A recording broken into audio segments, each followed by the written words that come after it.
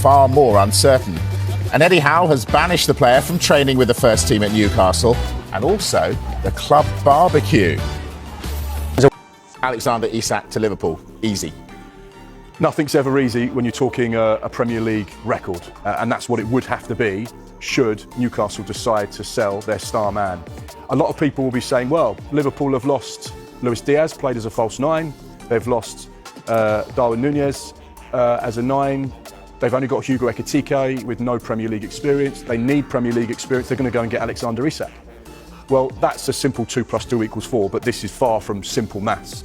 We know that Liverpool want flexibility and versatility in the next attacking signing that they bring into the football club. It would be safe to say they'd like to add to their forward areas, but it doesn't necessarily mean they're going to go and get someone who plays just as a number 9. Luis Diaz played as a left-sided player, played as a false 9, played as a 10, could play on the right. He brought versatility, which is something that Arne Slot wants for that Liverpool side. He doesn't really want players that can play one position and one position only, particularly in those attacking areas. We know that they are interested in players that play down that left-hand side. They've been linked with the likes of Rodrigo, but then you look at the way that they played over pre-season, and you look at the young 16-year-old, Rio Ungamoa, and look how good he's been. Yeah. Would they want to go and spend 90 million euros on a player that's going to stifle and stop his development? Absolutely not. Liverpool want young players from the academy to go into that first team. They want a clear pathway. So again, that rules out signing someone who would be considered just a left-sided player. Also, Arne Slot's comfortable with playing 2 10s. He did it in February last year against Manchester City. Szoboszlai and Jones played as 2 10s, no 9 on the pitch. They won 2-0 away from home. So therefore, when you've got people like Florian Wirtz and Dominik Szoboszlai and Hugo Ekitike who can play on his own or play with someone else, you've got players there that can all fit into that fluid system. Okay, so sorry to interrupt, Mark, but where does all this leave Isak? Are we in this situation where Isak, unhappy at a club who've basically ostracised him of late, is he going to be stuck at Newcastle? Now, ostracised based on his actions. So I would say, like, Alexander Isak hasn't been forced out of the fold because they don't want him.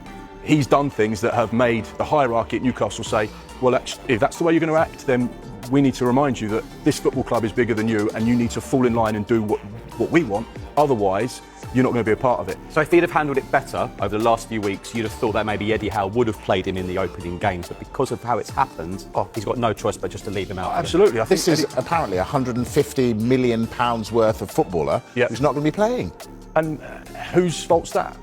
Do Newcastle want Alexander Isak in the training camp? Newcastle don't win if he doesn't play, do they? I mean, I don't mean win games. I mean, they don't win this situation if a player of that quality isn't in their starting lineup. But also, there's a lot of other talented players at Newcastle United. There's other players that can play as a number 9. They've got a lot of options. They've signed Anthony Elanga, so they've got that option which they didn't have last season. Anthony Gordon's played as a false 9. Harvey Barnes there. So they've got options. Will Asula, maybe this could be his moment. What happens if Will Asula plays in that first game and he scores 2 goals? Alex who? Things change so quickly in football. I think if Alexander Isak had handled this situation differently, like other players have done, head down, train hard, ignore the noise, wait for the club to pay what your ownership club wants, then you'll get your move.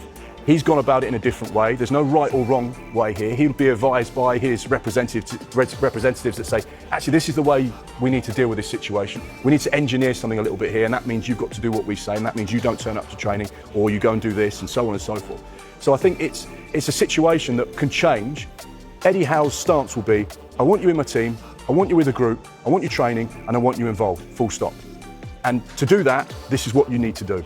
But there has to be an example made where players know at Newcastle, you cannot just agitate for a move and get your way. Yeah. You have to do it the right way. It's a message to the whole squad, not just Isak. I think so. All right, listen, 8 days until the football season starts. Of course, the deadline day is September 1st. Michael, first, do you think come September 2nd, Alexander Isak is wearing the black and white of Newcastle? No. You don't? No. Gone to Liverpool? I think so, because I think it's got to that stage where I think Newcastle will bring someone in. Yeah. What do you think, Mark?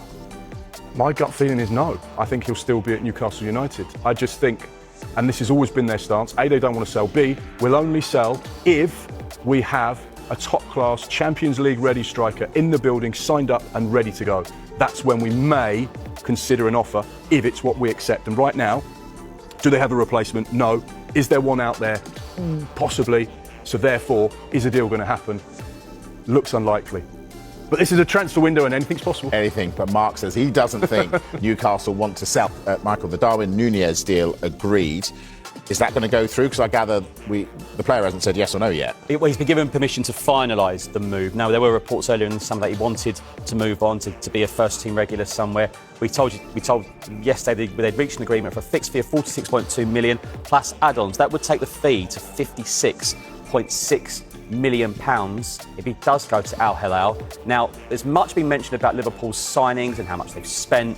But if that does go through, that's Núñez at the door for around 50 million and Luis Diaz, let's not forget, has left for Bayern Munich as well. So there have been some outgoings as well as the incomings as well. Indeed. You could say Jarrell Quansah was there, 34 million. Yeah. Trent Alexander-Arnold, 10 million. Nat Phillips. For a month. For a month as well. Huge, amazing, astonishing business, really, let's be honest. Yeah. So therefore, Liverpool, whilst yes, they have spent a lot of money, their net spend now, off the back of Núñez, should he go to the Saudi Pro League, would be almost minuscule by some standards. I don't mean to be belittling of huge sums of money, but when you look at what teams spend, they've actually been really clever and really creative, and that's what's amazing. Another player potentially could head out the door. Ben Doak, we'll talk about him later on the show. More PSR, 100% profit. Is there a possibility, Michael, that Isak starts the season wearing the black and white of Newcastle and plays first game? If you're asking for me, I don't think so, because he's not featured with his teammates. He hasn't been part on pre-season tour. There's this talk of a minor injury, and we've got nearly just over a week to go. Look, they would love to have him. I can't see him, can you? I can't see him playing.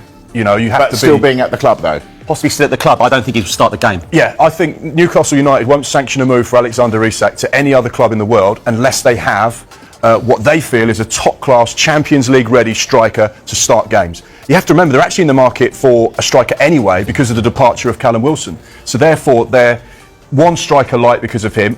Alexander Isak not with that Eddie Howe first-team squad at the moment, so therefore, technically, they're two strikers light. And they're not going to suddenly just sell, even if the offer was huge, just to accept the money. They have to leave themselves in a position where they feel they are stronger at the start of the season than they were when they finished last season, and they won silverware and got into the Champions League. So therefore, any thought of Alexander Isak going without a replacement is silly. And really, to answer what Michael said, if people think that Alexander Isak is going to walk straight back into that first team and play that first game, I think they'd be naive.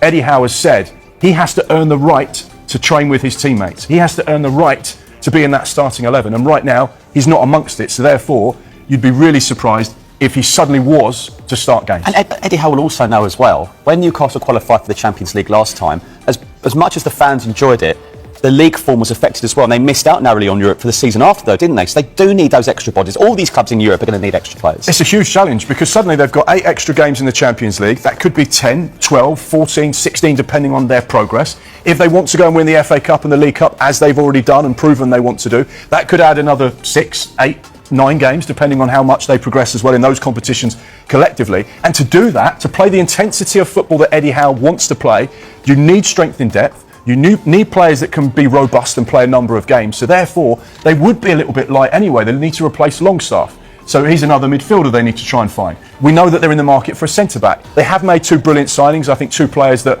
will definitely challenge that first 11, Anthony Elanga and Aaron Ramsdale. So they are making good progress. It's just a lot slower than Eddie Howe would like. Another player on the way out, money coming in. Yeah, Darwin Núñez on his way to the Saudi Pro League.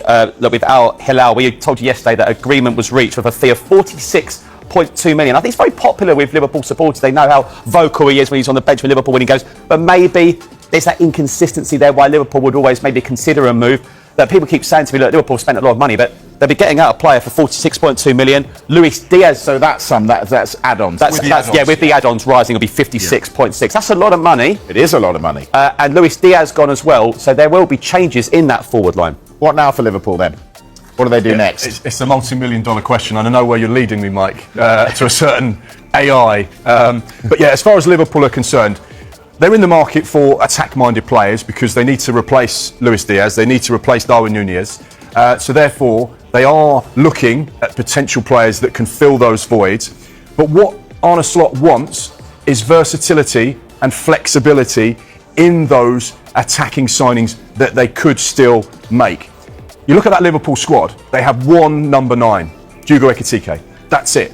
Whereas when you look at what they had last season, they had Nunez, they had Jota, they had another player, number 9, escapes me right now. Nunez, Jota. And who else has gone? There's third one. Diaz has gone. Diaz. Yeah. He played as a false 9 as well. So they've lost their options. So that's where they need to go into this window and have options. I want to point you out to one game back in February. You won't like me saying this. Liverpool went to the Etihad and won 2-0. They didn't play with you started it at the beginning of the show. You came for me and Michael.